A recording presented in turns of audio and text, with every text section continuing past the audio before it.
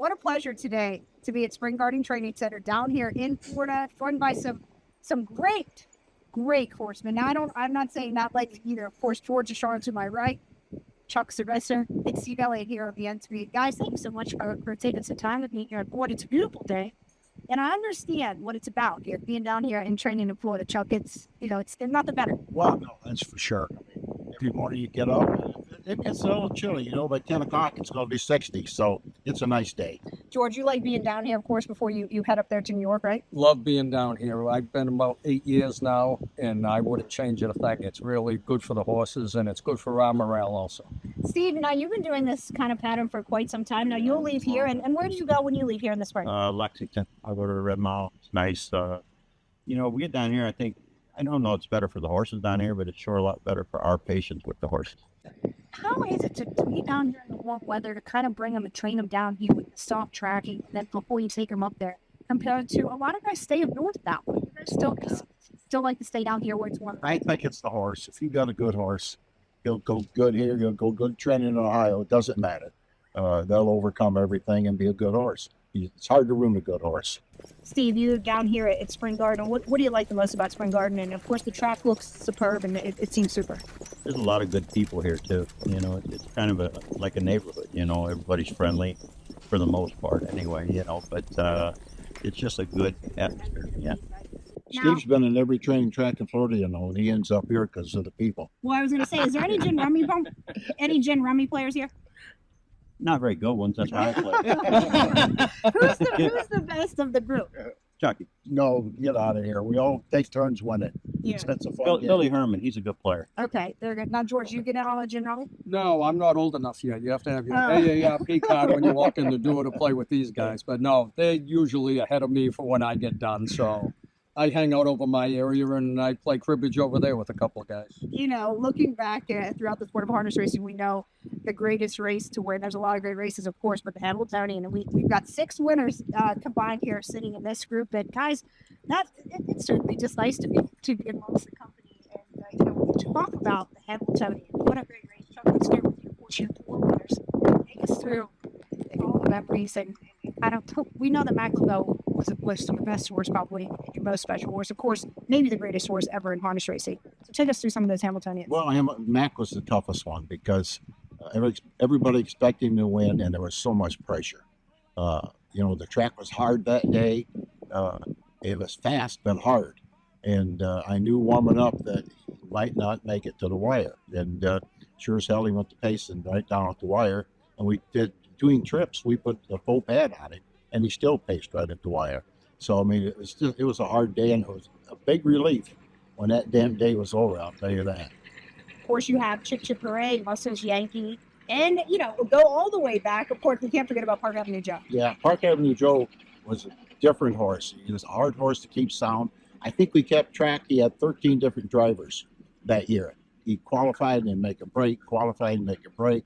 And it was just hard to get him around there, but he was a nice horse. Now, of all the 4 winners that you've had, was there any horse that you thought could have been your 5th but just didn't work out? I thought that Lucky Chucky should have won the Hamp. He didn't get the best of trips, come up just a little short. But he had a good chance, and Pine Chip got beat. American winner was better that day, that's all. The Pine Chip raced very well. Now, during your racing, of course, you had the heats, and now they've gone back to the eliminations. How do you feel about that, going from the heats the way it was, and of course now to the eliminations? Well, everybody hollers at me, but I like the heats.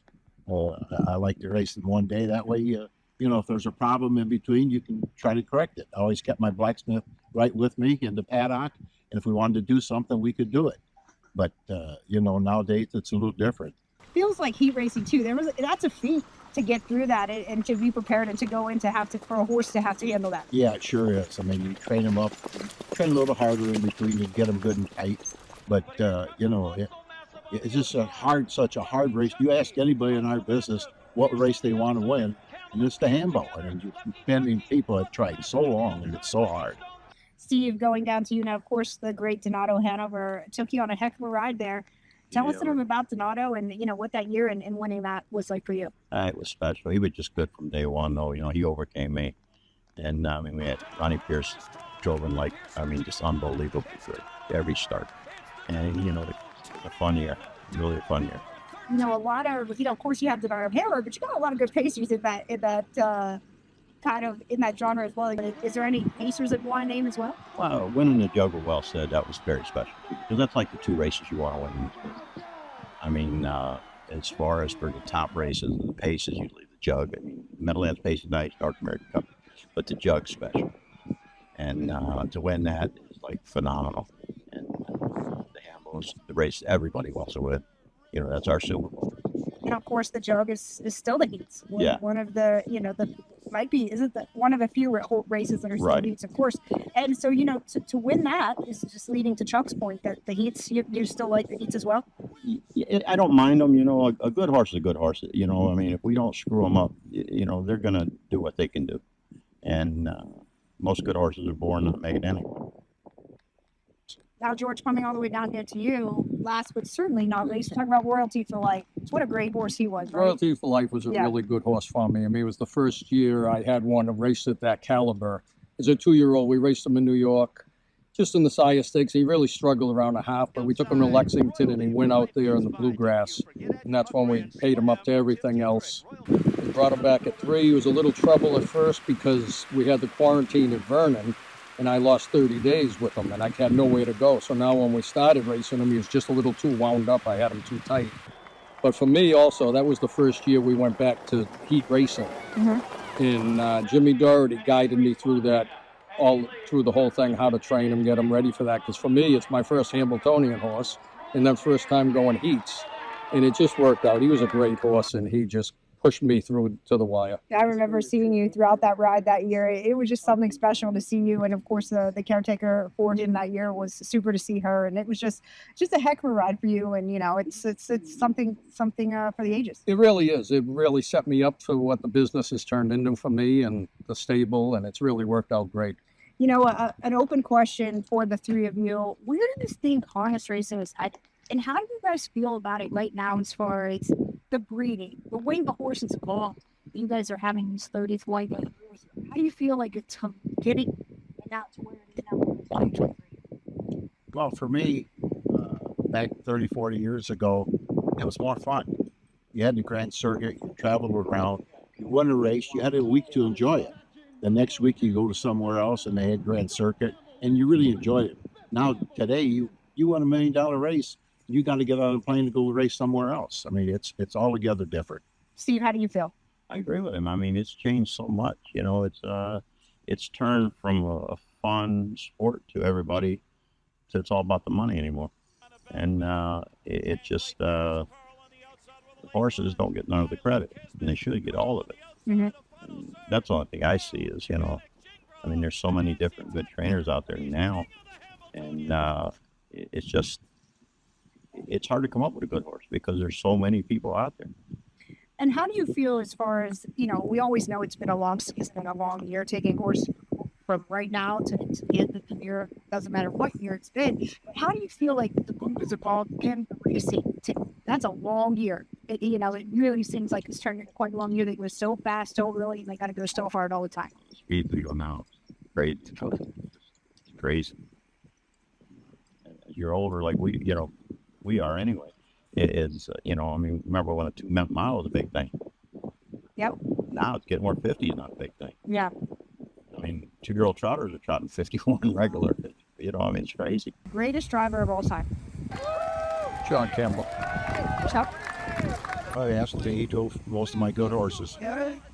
Steve? I'd say John Campbell also. John just, the longevity, I mean, I remember when John was a kid starting out driving, so at Windsor,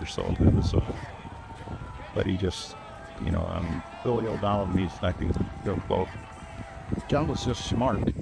He would tell me before a big race several times what the other drivers were going to do. He just kind of knew everything in the race, how it was going to fold out, and most of the time he was absolutely right. How do you feel as far as the longevity of the sport, what it takes to have these long careers and sustain that all of you have done? What do you think the key is? Is there even a key? Just maybe a little bit of luck, right? Good horses, and luck. Yeah. A lot of luck. I've always said you can line up 10 horses, all the same breeding, and all signed for $50,000. There's one champion in it. You can't pick it out. You got to be lucky. Agree.